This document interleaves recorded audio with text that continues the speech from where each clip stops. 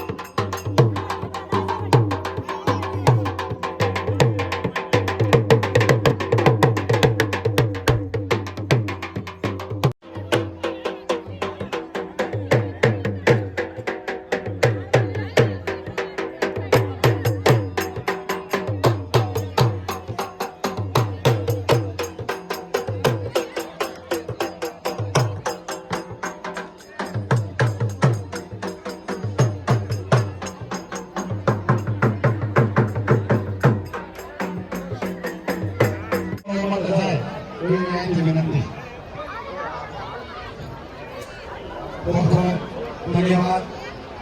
આજે ચોટીલા તાલુકાની અંદર મોરડી ગામની અંદર કસ્તુરબા હનુમાનજી સાનિધ્યની અંદર બાવન હનુમાનજી મહારાજ બિરાજમાન હોય, વાસિંગની દાદાની મહેરબાની હોય, મા કુળદેવી ચાઉંડા માનો આયા પ્રગટ પરચો હોય અને એવા